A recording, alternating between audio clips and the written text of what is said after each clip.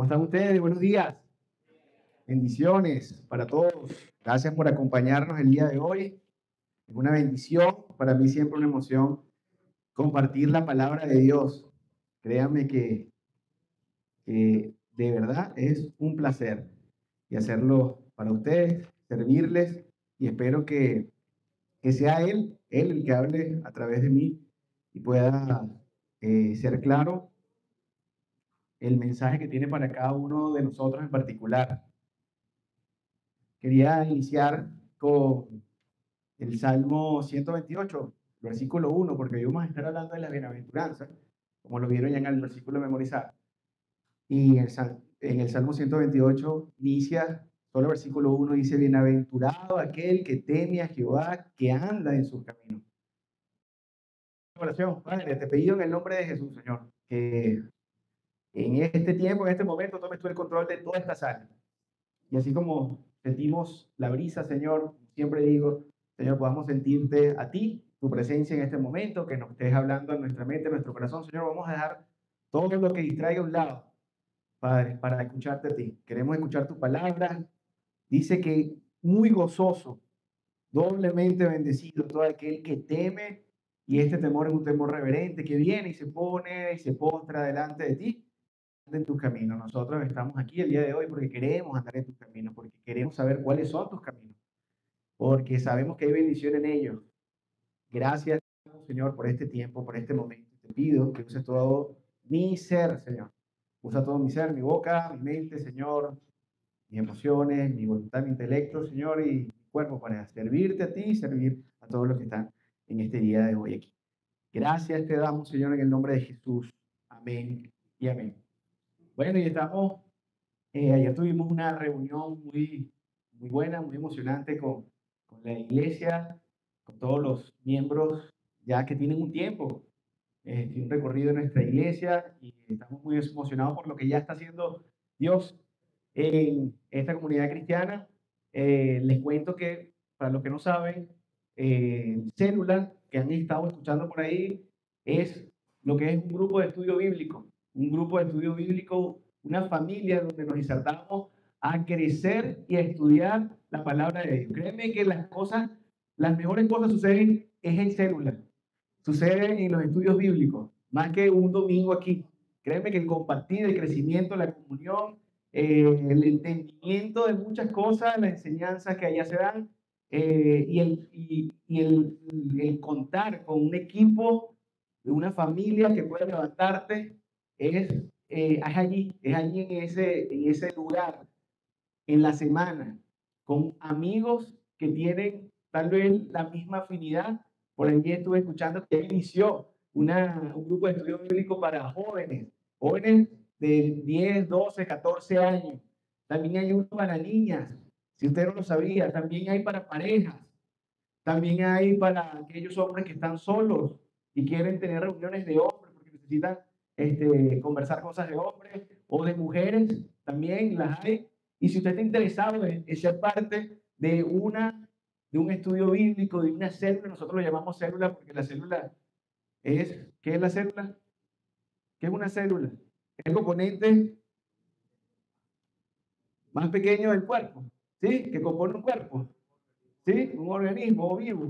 Bueno, este organismo vivo es el que compone el cuerpo de esta iglesia y por eso le llamamos célula, que traduce igualmente un grupo de personas juntas, un estudio bíblico donde estamos apoyándonos unos con otros, estamos creciendo. Un libro a la vez, tenemos un material que vamos de un nivel básico y vamos creciendo en ese nivel básico. Así que qué emocionante que todo esto está sucediendo, qué emocionante saber que se están aperturando más estudios bíblicos, más células.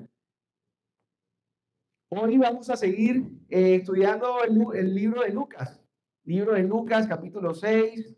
Estamos allí, el libro de Lucas, capítulo 6. La semana antepasada se estudió sobre la elección de los 12. Estuvo Marcos Pose, el pastor Marcos Pose, por aquí compartiendo con nosotros sobre esta elección y las características de estos 12. Y créanme que lo emocionante de estudiar un libro como lo estamos estudiando, como estamos estudiando el libro de Lucas, es ver cómo alguien puede estar narrando el plan de Dios. ¿Cuál es el plan de Dios para la humanidad? Tal vez verlo así de nuevo y repetirlo. Este es el plan de Dios para la humanidad. Cada vez que usted agarra la Biblia, no está agarrando un libro religioso. No está agarrando un libro aburrido, restrictivo, como algunos dirían, ¿verdad? Es un libro que protege al hombre, es un libro que tiene en bien darnos bienestar y como manual de vida nos da el plan de Dios para la salvación o para llegar a Él y tener una vida eterna. Así estamos leyendo nosotros el libro de Lucas y hemos estado estudiando hasta el capítulo 6 cosas que sucedieron. Ahí estábamos viendo cómo Jesús mostraba la deidad del Dios encarnado. Aquí estoy haciendo milagros, predicando la palabra de una forma distinta, maravillosa. La gente se asombraba, eso decía, se asombraban con la autoridad con la que él hablaba. También vemos milagros, señales, prodigios que hacía y estaba ahí Jesús diciendo, aquí estoy, soy el rey del universo, hecho carne y estoy para servir y tengo un propósito aquí. Tengo un propósito para que ustedes lleguen a anunciarle la buena noticia que Dios quiere que ustedes vivan eternamente con Él. Y lo va a hacer a través de mí y a través de mi muerte. Wow, la gente no entendía lo que estaba sucediendo, pero ahí estaba. Y cómo se había manejado hasta este entonces, ya se lo había dicho antes en algunas predicas anteriores, que el pueblo de Dios lo representaba el pueblo judío. Y este pueblo judío tenía 12 patriarcas, ¿verdad? Eran 12 tribus, así se habían escogido, y este dijo el Señor, este será mi pueblo, el pueblo que me representará. Pero vino Jesús a los suyos y los suyos no le recibieron. Vino Jesús a los judíos y todo el interés que él tenía era primeramente que el pueblo conociera el plan de Dios. Pero este pueblo lo rechazó y este mensaje entonces llegó al día de hoy hasta todo el mundo. Y Jesús dijo, para que esto, yo me voy, pero para que esto se mantenga, tengo que dejar la sucursal de lo que será una la iglesia. La palabra iglesia la vemos una o dos veces en los evangelios, pero inicia verdaderamente después de que Jesús se va. Increíble. Nosotros pensaríamos que entonces los judíos a dónde iban. No, iban a la sinagoga, iban a un templo y se reunían, pero no eran iglesia. La iglesia tenía algo en particular, eran hombres llenos del Espíritu de Dios que habían aceptado el plan de salvación de Dios y se reunían juntos para tener y para hacer cosas distintivas del cristianismo. ¿Como qué? Como la comunión, como la Santa Cena, como orar juntos, como aprender y enseñar la palabra de Dios, como servir a otros, como compartir. Entonces, esto que nace como iglesia nace a través de 12 hombres que Jesús tomó y escogió, y eso fue lo que estuvimos viendo hace 2 semanas, ¿verdad? Y estos 12 hombres entonces representarían ahora que este pueblo de Dios, este nuevo pueblo de Dios, en Mateo 19:28, el Mesías, después de haber elegido a estos 12, le dice Jesús a sus discípulos, vosotros que me habéis seguido también os sentarán sobre 12 tronos para juzgar a las 12 tribus de Israel.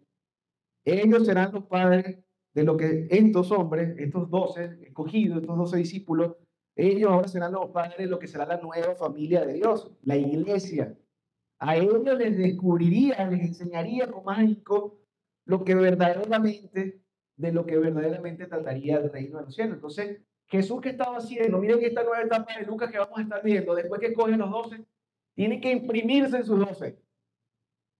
Él no olvida a las multitudes, sigue hablando a las multitudes, sigue hablando y acogiendo y sanando a todo el que venía a él.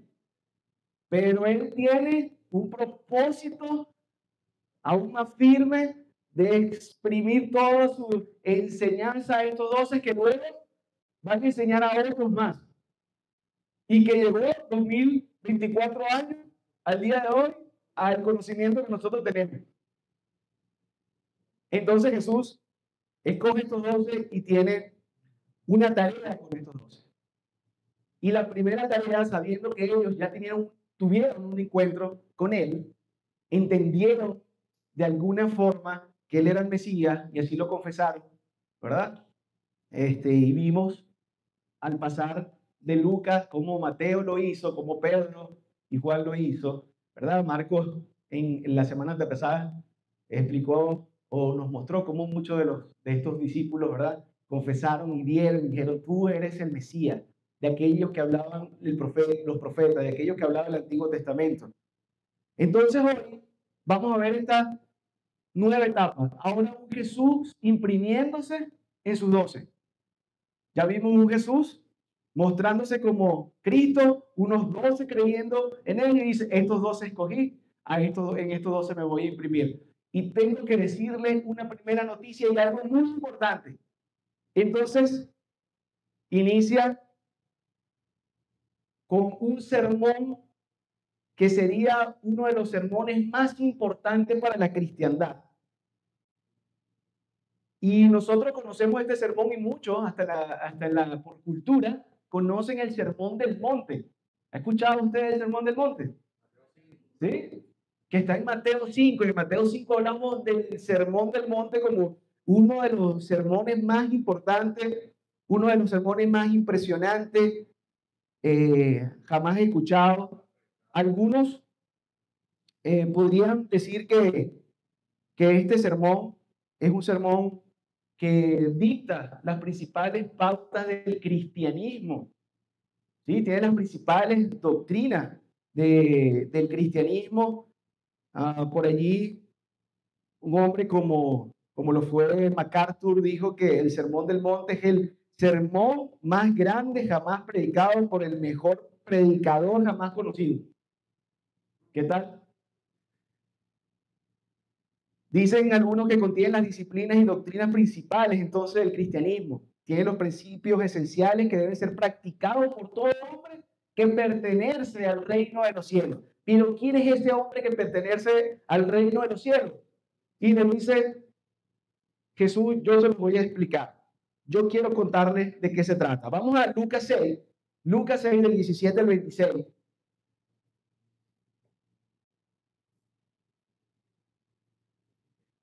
¿Sí?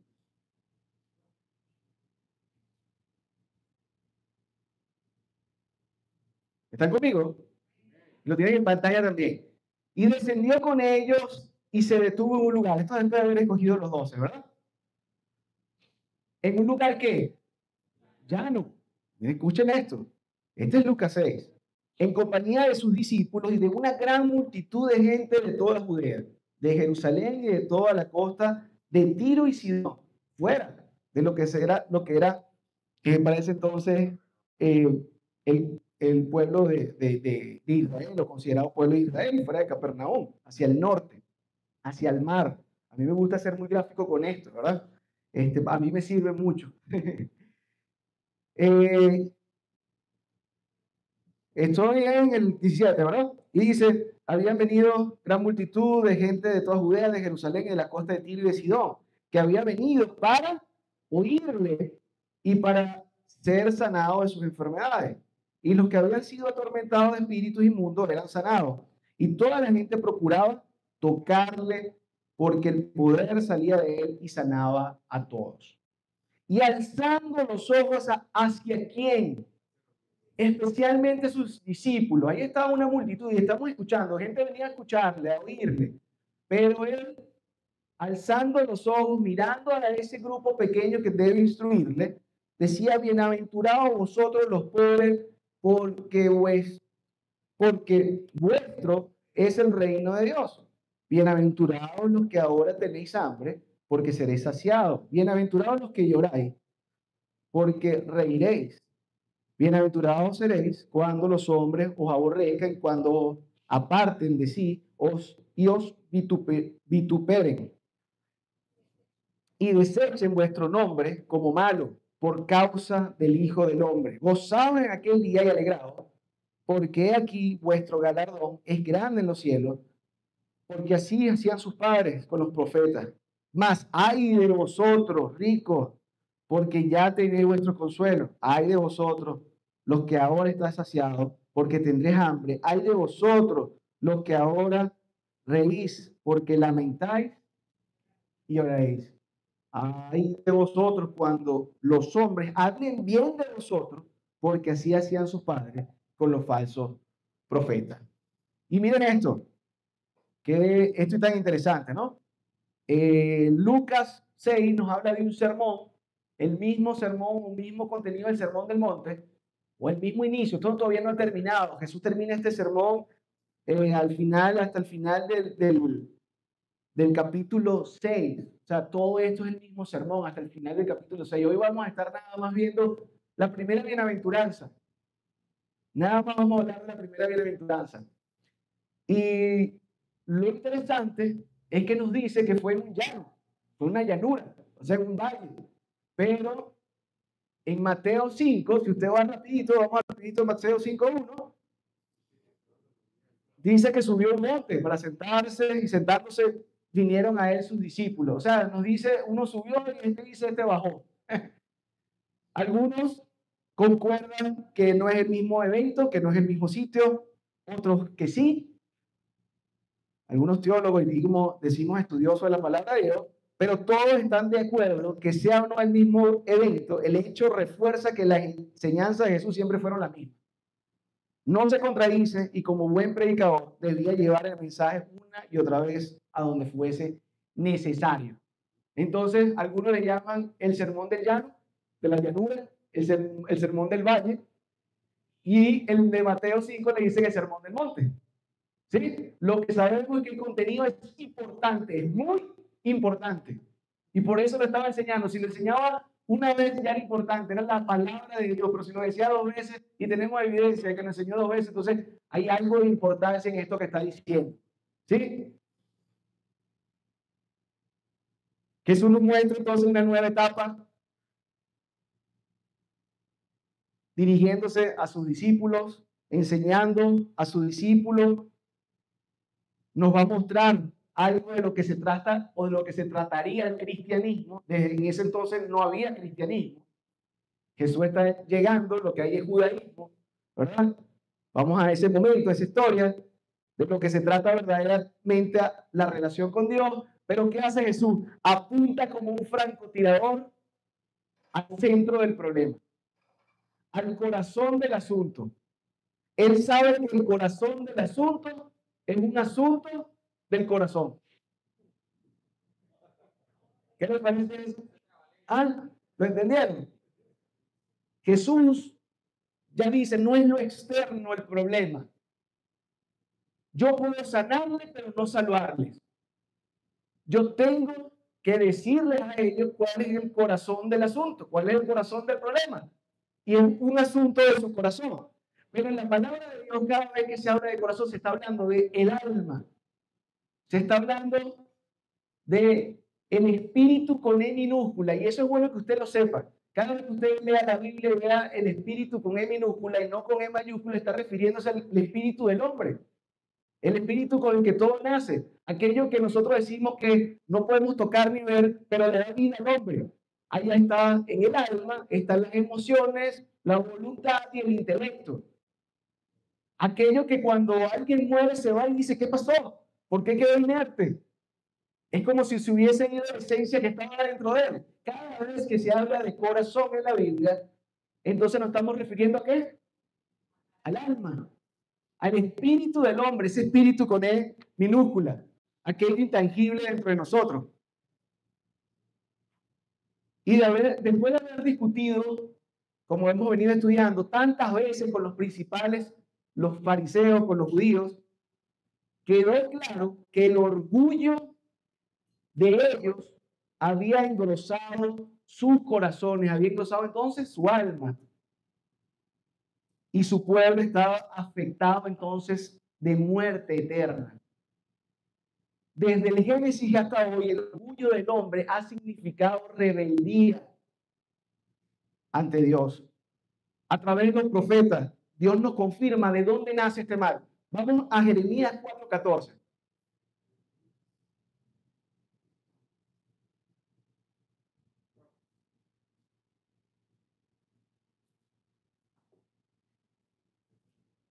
Dice allí, lava tu corazón.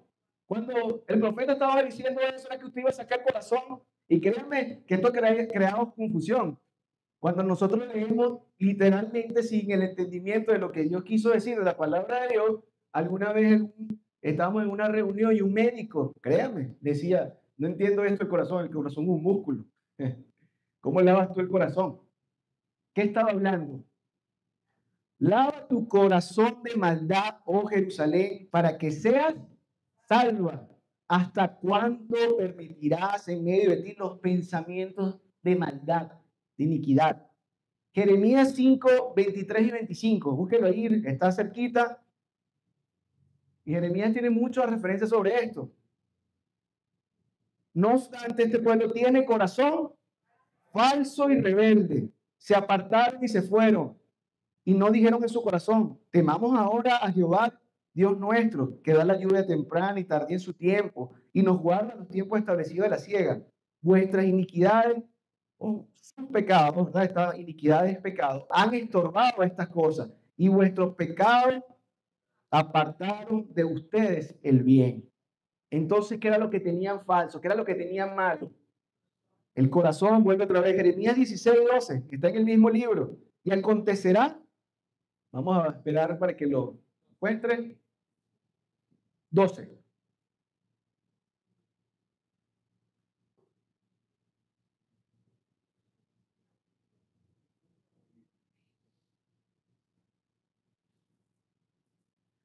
Ajá.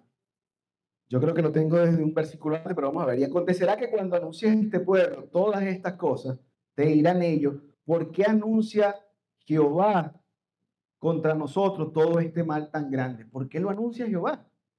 ¿Qué maldad es la nuestra? ¿O qué pecado es el nuestro que hemos cometido contra Jehová, nuestro Dios? La gente se preguntaba eso, pero ¿por qué? Entonces les dirás, esto le dice Dios para que el profeta lo anuncie.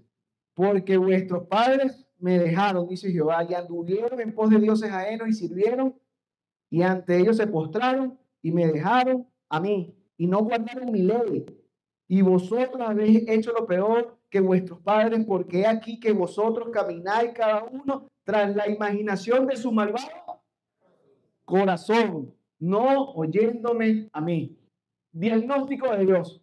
El hombre tiene un gran problema cambiar. El corazón podrido. El corazón, el alma, el espíritu con E minúscula, eso que está dentro de nosotros y nos da realmente la vida o le da la vida al cuerpo. Una afección mortal tiene que requiere una intervención urgente, un cambio de mando. Precisa una operación y esta operación no la puede realizar el hombre mismo, no la puede realizar cualquiera, no la puede hacer usted con su propia fuerza ni con sus recursos. Requiere un médico capacitado y especialista en el área. El problema es espiritual y requiere una solución espiritual. Esto le decía al inicio Jesús a sus discípulos. Esto es lo que le está mostrando.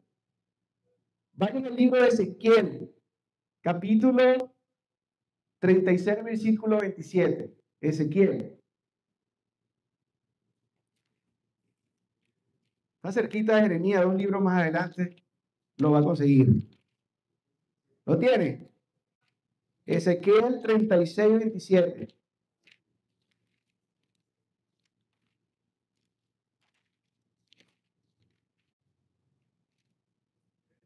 ¿Sí?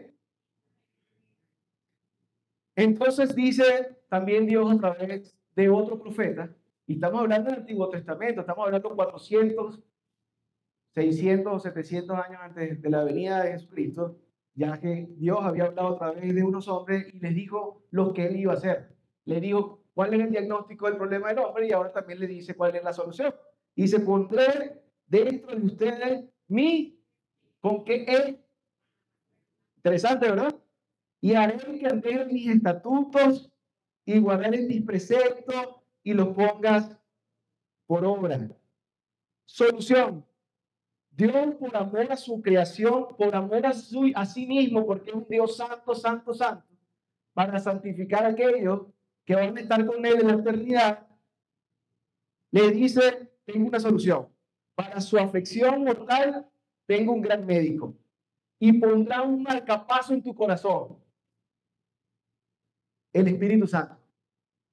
¿Usted sabe lo que hace un marcapaso? Corrige el problema que tiene el corazón. Es una ayuda para el corazón. Ojo que Él no les dice, les voy a quitar el espíritu que ustedes tienen.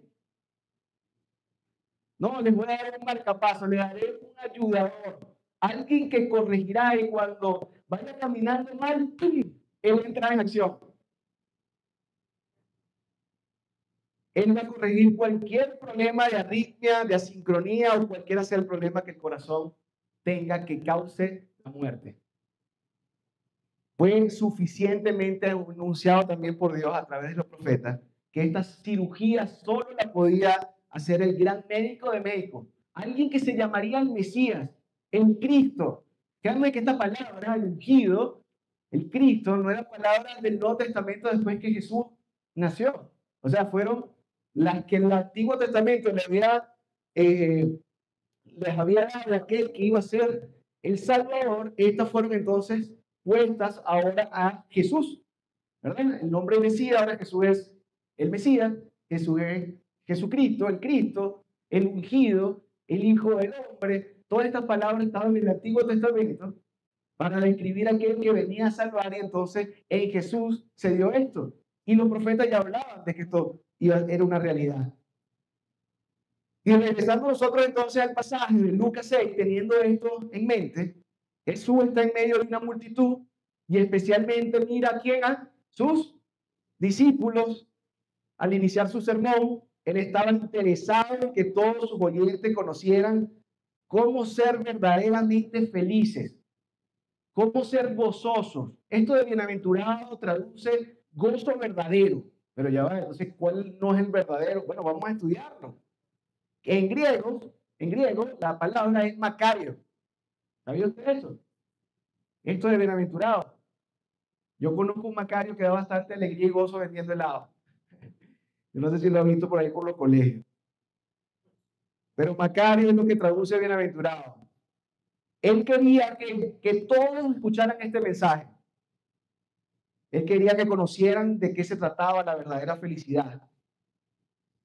Y además pudieran llevar este mensaje al futuro, al día de hoy. Él no daría esta clase magistral encerrado. Él no se las dio, él no estaba interesado. Él, cuando quiso dar una clase para los 12 solos, estuvo con ellos solos. Pero aquí él quería que no solamente sus discípulos, sino que todos los que estaban le escucharan. Él sabía los perseguidos, los desechados. Alégrense porque se burlen de ustedes. Tal vez muchos en ese momento hubiesen arrugado la cara como nosotros, como cualquiera de nosotros cuando estamos escuchando esto ahorita. Ya va, ¿qué tiene esto de felicidad? ¿Qué tiene esto de gozo? No entiendo mucho. ¿De qué estás hablando? ¿De qué estás hablando? Pareciera que Dios tiene humor, ¿verdad? ¿Será que está echando un chiste? Cuando está en problemas, yo creo que sería verdaderamente feliz. Ser libre de aquello que produce llanto, estrés, ansiedad. Otros pensarían que la felicidad también le otorgaría que tener poder, fama, riquezas, y que al llegar a la cúspide de algunas de estas, nosotros podríamos entonces decir, estoy pleno porque ya soy feliz, tengo todo el poder, toda la riqueza y tengo toda la fama. Y tengo toda la fama. Jesús no define felicidad de esta forma. Algunos podrían decir que felicidad es como si yo tuviese, ¿qué diría usted? Si yo tuviese un iPhone, sería feliz. Si yo tuviese ese carro, si yo tuviese ese novio, si yo tuviese unos padres que hicieran esto, sería feliz. Jesús quería dejar claro entonces que la verdadera felicidad no está ni se consigue dentro de este mundo. La tierra no tiene recursos para ofrecerte esta felicidad o este tipo de felicidad que solo Él puede ofrecer y solo Él puede dar. La felicidad que el mundo ofrece es fugaz, efímera, transitoria, temporal. La felicidad de la que habla Jesús es un estado de paz de gozo en el alma continuo y eterno. No depende del mundo porque no proviene del mundo. Recuerden que la solución, si el problema es espiritual, la solución es espiritual. Y esa felicidad del alma no proviene de este mundo. La creación no puede dar más felicidad que el creador. Esta felicidad de la que hablaba Jesús es una felicidad interna, espiritual. No puede ser producida por nosotros. No hay árbol en este mundo caído que la produzca, que dé ese fruto.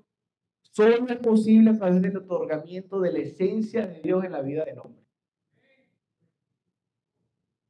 Y era tan claro que luego Jesús, cuando iba a ser crucificado, en Juan 18:36, después de haberles hecho una pregunta, Jesús le respondió: mi reino no es de este mundo. Si mi reino fuera de este mundo, mis servidores pelearían para que yo no fuera entregado a los judíos.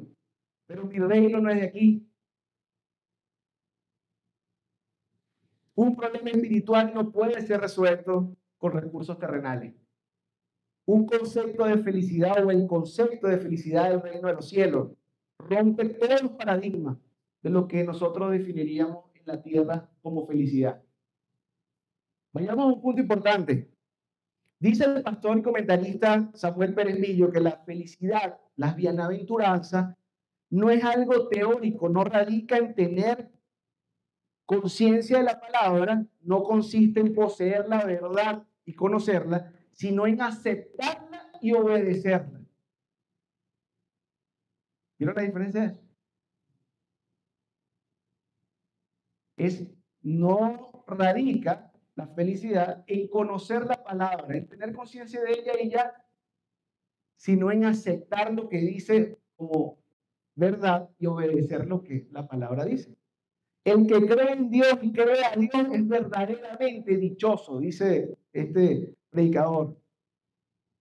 Como dice Jesús en el Evangelio de Juan, en Juan 13:17, dice: si sabéis estas cosas, o sea, si conoces estas cosas, miren lo que está ahí, doblemente bendecido y felices serán si las hicieres. La felicidad tiene que ver con una decisión y acción.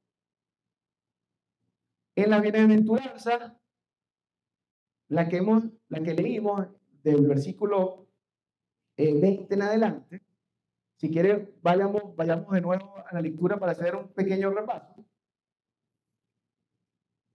¿Lo tiene ahí Lucas 6:20? Y le dice, alzando sus ojos a sus discípulos, y dice: bienaventurados vosotros los pobres, porque vuestro es el reino de Dios. Bienaventurados los que ahora tenéis hambre, porque serán saciados. Bienaventurados los que lloran, porque reirán. Bienaventurados seréis cuando los hombres les aborrezcan y cuando se aparten y y cuando os aparten de sí y os vituperen, desechen vuestro nombre como malo por causa del Hijo del Hombre. Y miren que hasta aquí viene hablando como de una secuencia de las bienaventuranzas. Y la verdad que estas no fueron pronunciadas al azar. Si vemos en Mateo 5, también tienen ese mismo orden. Y todo esto tiene una razón. La primera condición, el primer escalón para recibir las bendiciones que alegran el alma de parte de Dios, arrancan con una aplicación práctica desde el sendero de la humildad. O sea, si vemos la bienaventuranza como una escalera, debemos entonces pisar primero el primer escalón, montarnos en el primer escalón. ¿Y el primer escalón cuál es? Bienaventurados los pobres porque vuestro es el reino de los cielos. O sea, él le está diciendo, ya va, ¿de quién es el reino de los cielos? Ajá, pero ¿de qué pobres está hablando? Yo quería subrayar esto. Estaba hablando de pobres que no tienen dinero. Vamos a ir a Mateo 5:3, porque por ello fue ese versículo memorizado.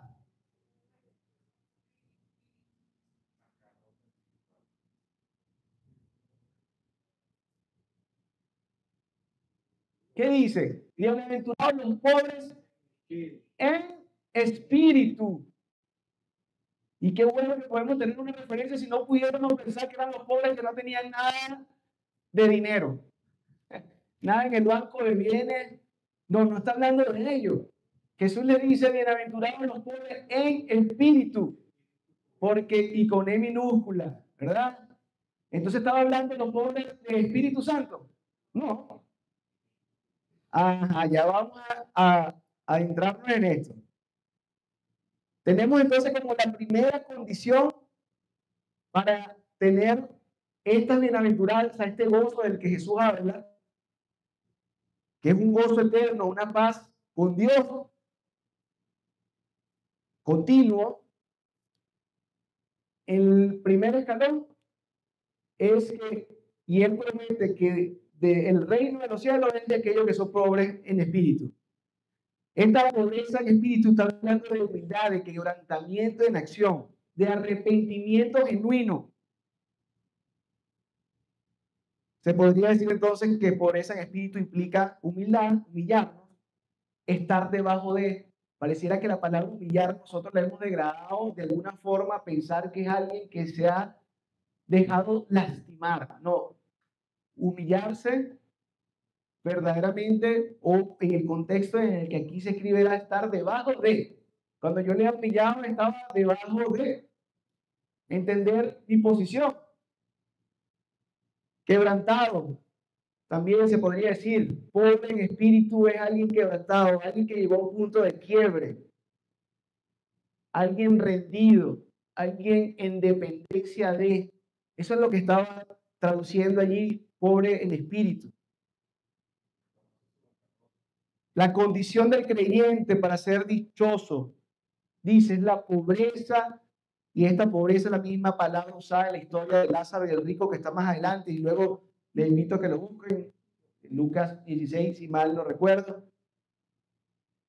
Y es aquel que depende absolutamente de cualquiera que puede darle, que pueda proveerle para seguir viviendo.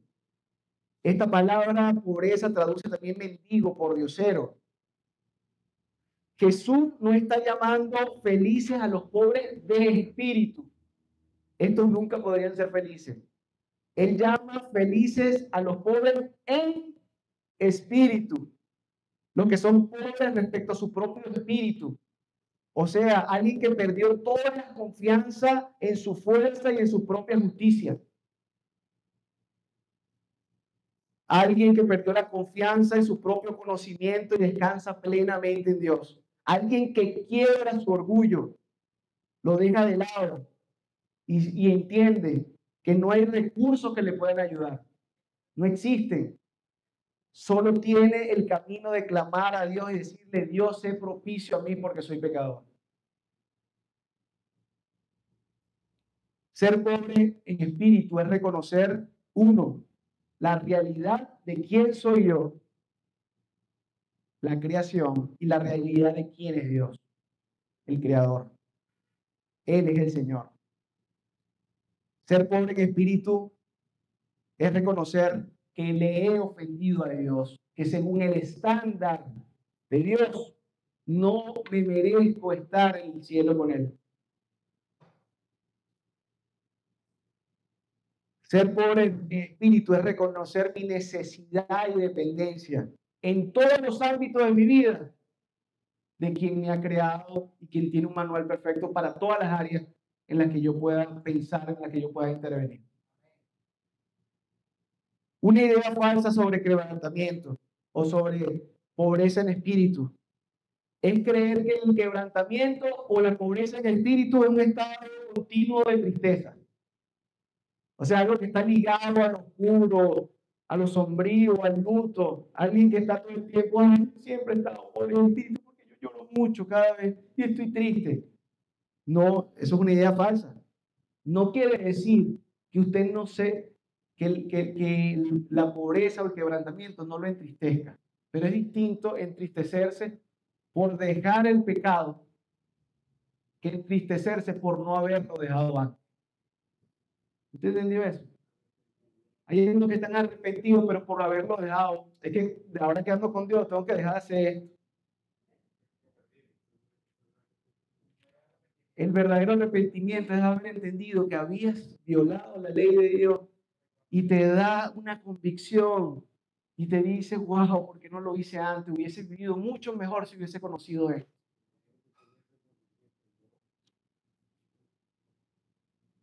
Otra idea falsa de pobreza de espíritu o quebrantamiento es una introspección malsana de mí mismo, una autolástima. Creerme la víctima siempre. Una falsa humildad. Que yo, verdad, que soy un gusano. Sí, no, tal vez es verdad que no hiciste lo que debías haber hecho, pero sabes que Dios te reconoce como eres y te levanta, te da la mano y te dice, yo te amo y quiero seguir contigo. Yo no voy a estar todo el tiempo, yo, que verdad, qué malo soy, ay, qué malo soy un pobre en espíritu, porque soy muy malo. Eso es una idea falsa de quebrantamiento, de arrepentimiento, de pobreza en espíritu. Más bien sería como dijo el apóstol Pablo en Romanos 7. Él sabía que el pecado estaba en él y decía, miserable de mí, ¿quién me librará de este cuerpo de muerte? Y después de haberse lamentado por ver su condición, decía, doy gracias a Dios por medio de nuestro Señor Jesucristo que me rescató. Otra idea falsa de quebrantamiento o de pobreza en espíritu es alguien que llora por todo. Hay personas que lloran, no solamente se entristecen, sino que lloran. Lloran por una prédica, lloran por una película, lloran por una experiencia profundamente emocional y a salir de cada uno de los eventos son los mismos. Lo que les hizo llorar no les hace cambiar. O sea que yo esté llorando no significa que yo me haya verdaderamente quebrantado. Ahora, todas estas cosas suceden. Un verdadero quebrantamiento, verdadero reconocimiento de pobreza de espíritu te hace llorar. Te hace lamentar lo que le hiciste o lo que le has hecho a tu prójimo cuando pecaste contra él. Te hace llorar.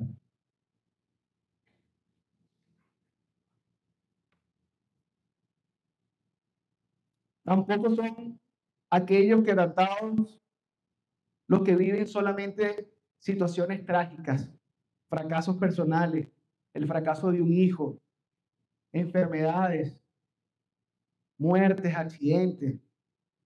Más bien muchos que hemos visto que han sucedido, que le han sucedido estas situaciones trágicas, al contrario, han endurecido su corazón contra Dios. ¿Por qué Dios me hizo eso? Y sí, puede ser que Dios esté o haya llegado esto a tu vida porque Dios está buscando la manera que mires para arriba y le diga, te reconozco. Pero muchas veces este tipo de situaciones más bien los alejan al hombre de Dios.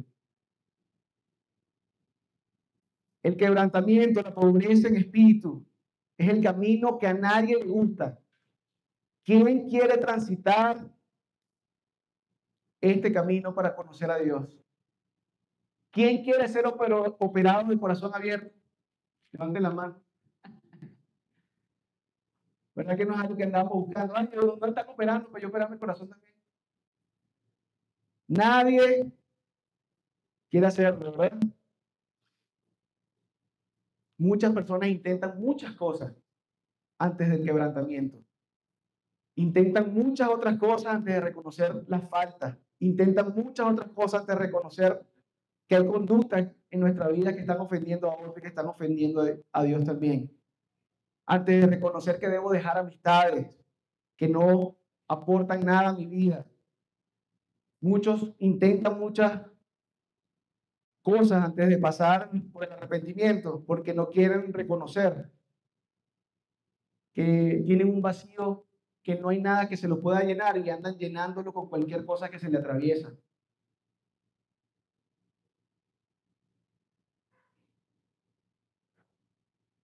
El orgullo no nos hace enterar la necesidad de quebrantamiento.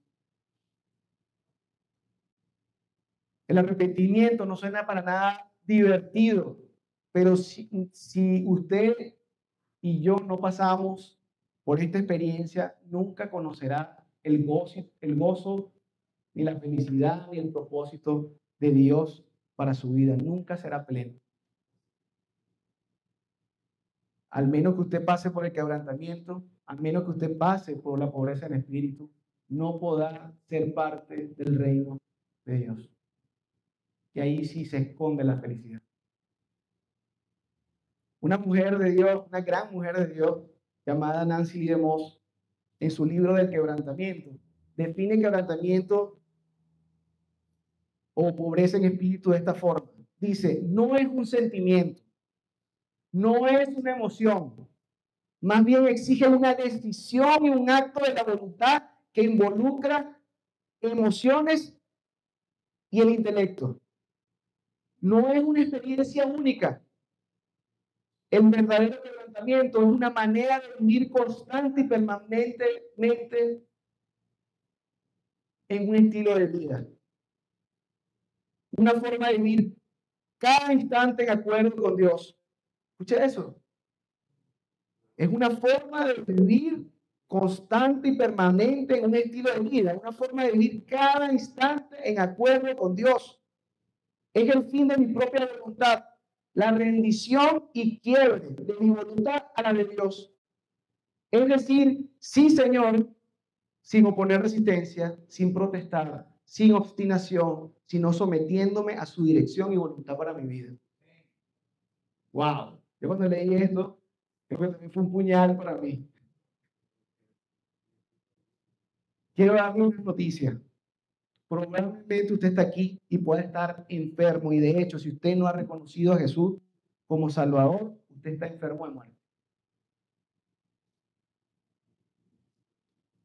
Una mala noticia. Pero hay una buena. Entre la mala noticia es que le queda poco tiempo de vida. La única cirugía que puede salvarle el corazón la hace Jesucristo.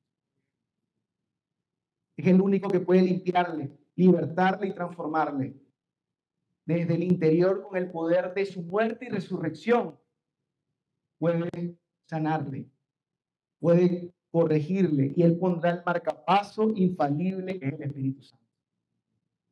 Lo que promete la palabra de Dios, que todo aquel que cree en él tendrá vida eterna, será apartado a través del Espíritu Santo de Dios que hace ahora vida en su vida.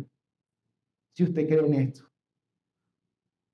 Él ofrece su servicio, pero no obliga a nadie a ser intervenido. ¿Está usted dispuesto a reservar una cita con este gran médico? Si usted no ha reservado una cita con este médico, con seguridad usted morirá. Toda petición de cita con este gran doctor inicia con una verdadera y genuina rendición, una pobreza en espíritu, un quiebre de su voluntad.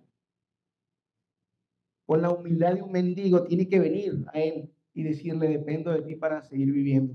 Yo quiero vivir eternamente.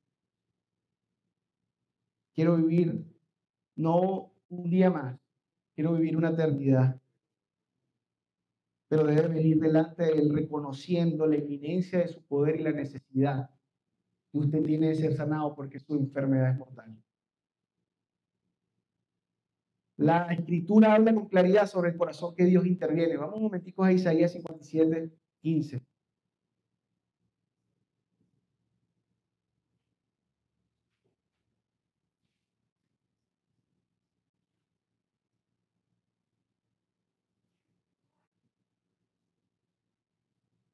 ¿Lo tienen? Porque así dijo el alto y sublime, con A mayúscula y S mayúscula. ¿Quién está hablando? De Dios. El que habita la eternidad, ¿quién es? Y cuyo nombre es el Santo. ¿Qué dice? Porque si así dijo, dos puntos, así dijo, así dice, yo habito en la altura y en la santidad. Pero también habito en dónde? Y con el quebrantado y humilde de espíritu con E minúscula.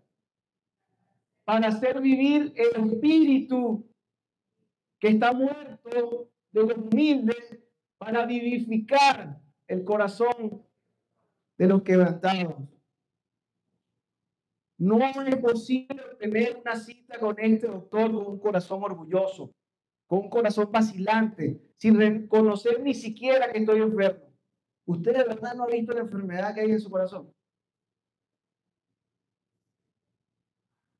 Hoy, mañana podría ser el día de tu muerte, y si no te has operado, no podrás entrar al reino de los cielos. Pero hay gran gozo en saberse pobre en espíritu, porque de los que son pobres en espíritu, de ellos son el reino de los cielos, de los cielos. ¿Qué estás esperando? Esto es urgente. Hoy podría ser el último día de tu vida. Si te humillas ante Él, si le pides perdón por haberle ignorado, Él abrirá tus ojos para que puedas ver y entrar al reino de los cielos, como dice Juan 3. Y Él otorgará esa felicidad, ese gozo que sobrepasa todo entendimiento. Un gozo que no puede escribirse con palabras. Como decía el apóstol Pablo, inefable. Inefable era, no puedo describirlo. Imagínate, tu familia, tus amigos, sabrán que tienen esta enfermedad mortal. Sabrán que necesitas ser operado por el médico, por el Mesías. Este mensaje era para todo el mundo. ¿Quién les contará? ¿Permitirás de verdad que se mueran sin Dios? Hay otro lugar para la eternidad. Y lo dice la palabra de Dios. Jesús vino a hablar de eso. Hay un lugar de crujir de dientes, un lugar de desolación. ¿Dónde quieres pasar la eternidad? Pero si tú estás aquí y has sido operado ya por Él y has sido regenerado, tal vez lo que necesites es una revisión de tu marcapasos. ¿Sabes que los marcapasos, y nosotros por experiencia familiar conocemos que el marcapaso, después que lo pones, regula aquello que está mal en el corazón, pero cada cierto tiempo hay que hacerle un mantenimiento. Cada cierto tiempo hay que chequear una pila, cada cierto tiempo hay que ver cómo está de nuevo, si está corrigiendo lo que debe corregir o hay que ser reprogramado en alguna otra cosa. Usted debe chequear su corazón si ya tiene el marcapaso. Como dijo Nancy, esto es un estilo de vida.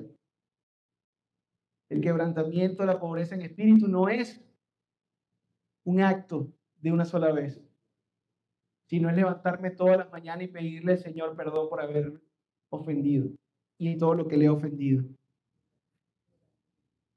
En una usted se fue operado para la salvación, en la otra lo único que requiere es una revisión. Y esta revisión, esta reprogramación, lo hará vivir entonces en espíritu, con E mayúscula, en la abundancia de espíritu, tener una vida en espíritu y esta vida en el espíritu y guiado por el espíritu. Entonces hará lo que nosotros leímos en Ezequiel. Te llevará no en tu propia fuerza, sino en la fuerza de Dios a cumplir con sus mandatos y ordenanzas. Ya usted no tiene que seguirla y estar forzándose para llegar a agradar a Dios, sino que Él mismo a través de su Espíritu Santo lo va a hacer a que lo agrade a Él. Qué ayuda tan maravillosa. No solamente te opera, te pone el marcapaso que te corrige, que te da la vida eterna y te aparta para la eternidad con Él. Qué maravilloso. De esto hablaba Jesús cuando apuntaba entonces ya no a mostrarse solamente como el Dios, sino dice, voy directamente a solucionar o a darle información sobre cómo se solucionan los asuntos del corazón. Y comienza con esta bienaventuranza en un sermón tan impresionante, uno de los, como les dije, de los sermones más conocidos y más hermosos, que nos dan lineamiento de las personas que son parte y tienen el carácter de Él y habitan en el reino de los cielos. Oremos. Padre, gracias te damos por este tiempo, Señor. Gracias te damos por todo lo que nos has enseñado. Gracias te damos por las bienaventuranzas, Señor. Gracias te damos porque hoy subimos un primer escalón, entendiendo que si no subimos a este escalón, los otros nos vamos a quedar atrás. No puede haber ni siquiera hambre y sed de ti, Señor, si no hemos entrado en el reino de los cielos. No podemos sentirnos felices por haber sido vituperiados por ti, Señor, si nosotros No hemos reconocido ni siquiera, Señor, nuestro pecado delante de ti. Señor, queremos decirte hoy que sí vemos una enfermedad en nuestro corazón, que ya tú avisabas que el diagnóstico era terrible y malo y era mortal. Las personas con este diagnóstico no podían vivir eternamente y hoy que veremos presentarnos delante de ti y decirnos, sánanos, sánanos el corazón. Queremos arrepentirnos por aquellas cosas que no sabíamos que cometíamos contra ti, que te ofendían y que no nos permitían tener una comunión contigo. Queremos conocerte, Señor, como eres. Sabemos que esto no es una religión, tú no apostaste por una religión, nunca hablaste en el manual de una religión, sino una relación contigo. Y esta iniciaba reconociendo tu muerte en la cruz, que llevó los pecados nuestros y que nos dio la regeneración de nuestra vida para vivir eternamente contigo. Padre, si hay alguien aquí que no ha pedido una cita, yo te pido en el nombre de Jesús, Señor, que tú pongas en su corazón la necesidad de pedir una cita contigo, de ser operado por ti, de rendirse a ti y de vivir por ti y para ti, porque verdaderamente así serán felices. Eso fue lo que le dijo Jesús. Serán bienaventurados. El gozo no lo podrán describir. Gracias, Señor, por este día, por esta mañana. En el nombre de tu Hijo Jesucristo te oramos. Amén.